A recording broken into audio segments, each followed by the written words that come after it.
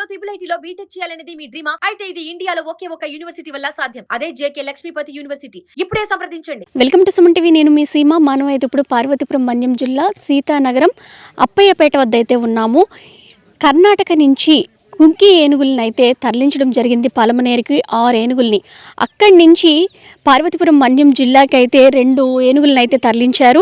అభిమన్యు, జయంత్. ఎందుకంటే పార్వతీపురం మన్యం జిల్లాలో ఏనుగుల బెడద చాలా దారుణంగా ఉండేది. ప్రజలు కావచ్చు, రైతులు కావచ్చు, భయభ్రాంతులకు గురై ఎన్నో ఇబ్బందులు పడ్డారు. వాళ్ళ పంట పొలాలను కూడా నాశనం చేసేవి ఏనుగుల గుంపు.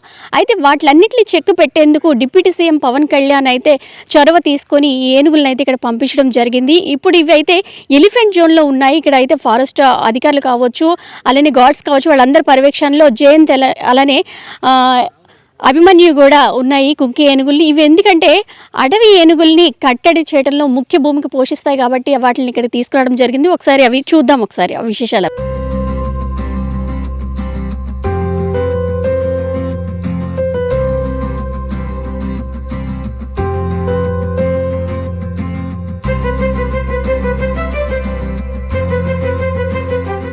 నా పేరు Raghunath, forest range officer, retired.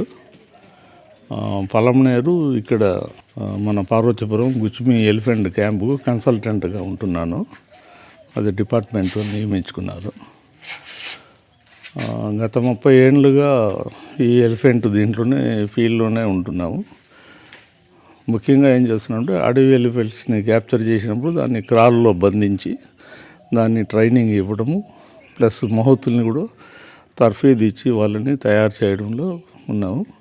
నేను ముదుమల వైల్డ్ లైఫ్ శాంక్చురీలో తమిళనాడులో ట్రైనింగ్ అయినాను అప్పుడు సర్వీసులో ఉన్నప్పుడు. ఇప్పుడు అక్కడ పలమనేరులో కంటిన్యూగా మొన్ననే 15వ తారీఖు లాస్ట్ మంత్ ఒక వైల్డ్ ఎలిఫెంట్ని క్యాప్చర్ చేసి క్రాల్లో నుంచి ట్రైనింగ్ పెట్టి వచ్చినాము. అది మంచిగా ట్రైన్ అవుతూ ఉంది. ఇక్కడ పార్వతీపురంలో 6-7 ఏళ్ళుగా విలేజ్లోనే అది మకాం చేయడము, ఒక గుంపు ప్రజల్ని ఇబ్బందించి పెట్టడము, క్రాప్ రైడు, ఇవన్నీ అడవి ముఖం చూడకుండానే అది గ్రామ ప్రాంతాల్లోనే ఉండడం జరిగింది. నేను ఇప్పటికీ ఒక 3 ఇయర్స్గా వచ్చి దాన్ని చూస్తూ వెళ్తున్నాము. కానీ ప్రభుత్వం ఇప్పుడే ముందుకు వచ్చి మన డిప్యూటీ సీఎం గారు ఇంట్రెస్ట్ తీసుకున్న తర్వాత మన దగ్గర ఉన్న 2 కుంకీలు కాకుండా 4 కర్ణాటక నుండి తెప్పించడం జరిగింది. వీటిని కలిపి ఇప్పుడు 1 ఇయర్గా పలమనేరు క్యాంప్లోనే పెట్టి చేసినాము. చిత్తూరులో ఇప్పటికీ ఇది 16 ఆ ఏనుగులు వచ్చిన తర్వాత 16 డ్రైవింగ్ క్యాంప్లో మంచిగా చేసింది. పెద్ద పెద్ద గుంపులను కూడా అడవిలోకి ప్రాదోలడం అవన్నీ తర్ఫీదు కూడా చేసుకున్నాము.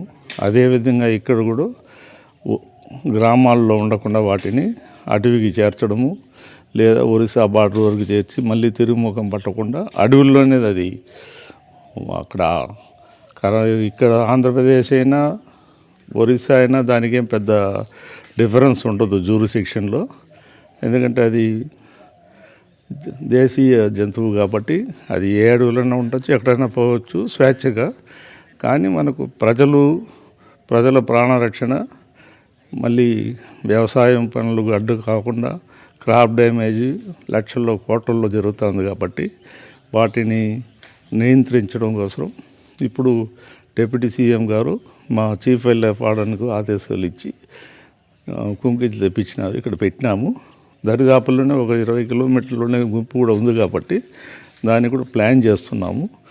ఏ అడవికి తీసుకెళ్ళి ఊర్లలో రాకుండా చూడాలా అని. అది అడవిలో ఉంటే కూడా దానికి సరైన మేత అవి ఉన్నాయా లేదని కూడా గమనించాలి. అంటే వీటిని తీసుకెళ్ళి అక్కడ ఉంచేస్తారు సార్. ఒకవేళ గుంపు వచ్చింది అని అంటే ఈ రెండిట్లను అక్కడ వదులుతారా? వాటి దగ్గరికి తీసుకెళ్ళి కొద్దిగా ఊర్లో లేకుండా ఎత్తుకుని పోయి అడవిలో చేరుస్తాము. ఇది దాంతోపాటు కొంత దూరంలోనే ఉంటుంది. వీటిని చూసి ఒకవేళ ఫ్రెండ్షిప్ అయ్యి అది బాగా ఇక్కడ ఉండేది ఫిమేలే ఎక్కువ ఉంది కాబట్టి ఫ్రెండ్షిప్ అయితే దాన్ని ప్రభుత్వం చీఫ్ వైల్డ్ లైఫ్ వార్డెను వాళ్ళు ఆదేశాలు ఇస్తే దాన్ని కూడా ఇట్లా క్యాప్చర్ చేసి తెచ్చి ఇక్కడ ట్రైనింగ్ చేసుకొని పెట్టుకుంటాము. కానీ ఇప్పుడున్న పరిస్థితుల్లో నేషనల్ వైడ్లో క్యాప్చర్ చేసి దాన్ని స్వేచ్ఛని పోగొట్టడం కూడా తప్పని అంటున్నారు కాబట్టి ఇంకా ఎటు పక్క జరిగితే అట్లా దాని యొక్క పెరుగుదలకి నష్టం లేకుండా ఇట్లా ప్రజలకు నష్టం లేకుండా ఆలోచించాల్సి వస్తుంది కాబట్టి ఆ కార్యక్రమాన్ని ఉద్దేశించి ఇక్కడ తెచ్చి పెట్టినాము. అది ఇప్పుడు గమనిస్తున్నాము 2 రోజులుగా. రేపటి నుండి ఫీల్డ్లోకి వెళ్ళి దాన్ని ప్రయత్నించి ఎక్కడ నియంత్రించాలో అది విలేజ్ల మీద రాకుండా అని ప్రయత్నిస్తాం. అంటే ఈ వీటిని తీసుకుని వెళ్తున్నప్పుడు దీంతో పాటు ఎవరైతే సంరక్షిస్తున్నారో వాళ్ళు కూడా ఉంటారా లేదా వదిలేసి వచ్చేస్తారా? మహతులు నేను అందరూ ఉంటాం. దాంతో అందరూ ఉంటారు. కంప్లీట్ టీం ఉంటుంది. ట్రాకర్స్ ఆల్రెడీ ఇక్కడే ఉన్నారు, 30 మంది ట్రాకర్స్ ఉన్నారు. వాళ్ళందరూ ఉంటున్నారు. ఎందుకంటే దాంట్లో ఆ గుంపులో పిల్లలు ఉన్నాయి 4. ఆ పిల్లలకు హాని కాకుండా, తల్లి పిల్లలు వేరు కాకుండా, ఆ ఫ్యామిలీని డిస్టర్బ్ కాకుండా ఏం చేయాలా అని స్టడీ చేస్తున్నాం.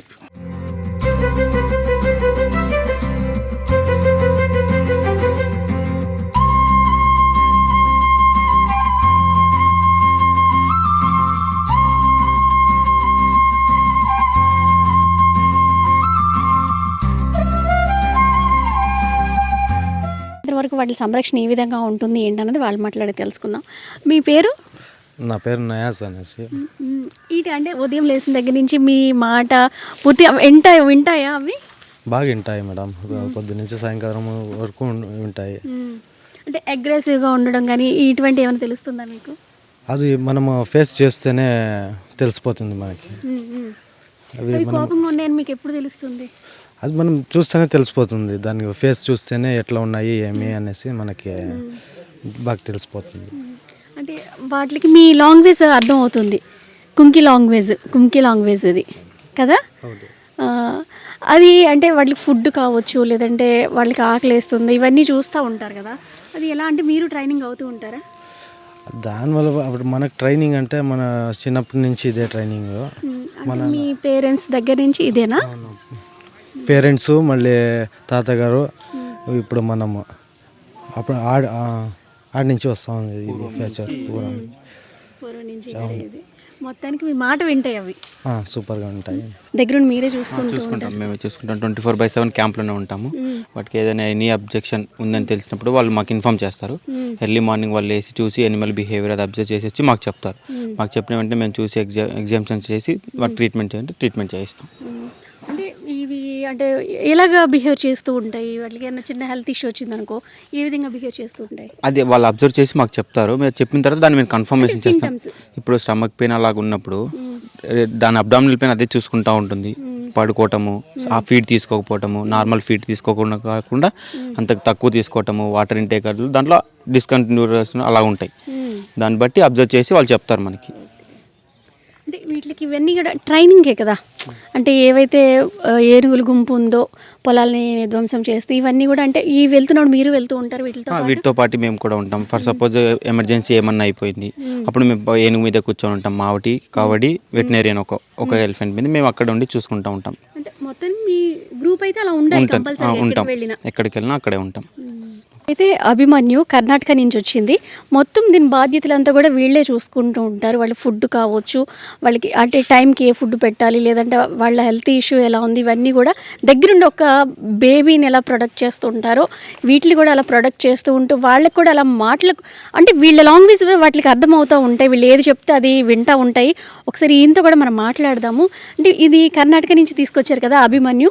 అంటే అభిమన్యునే చాలా యాక్టివ్గా ఉంటుంది. ఏనుగుల గుంపుని ఒక అదుపులో పెట్టడానికి కానీ ఏదైనా సరే అంటారు. అది మీరు ట్రైనింగ్ చేస్తూ ఉంటారా? ట్రైనింగ్ ఇస్తున్నాము, ట్రైనింగ్ చేస్తూ ఉన్నాము. అడవి ఏనుగుల పైన కానీ అంత మేము ట్రైనింగ్ ఇచ్చి అంత మేమే మెయింటైన్ చేస్తాము.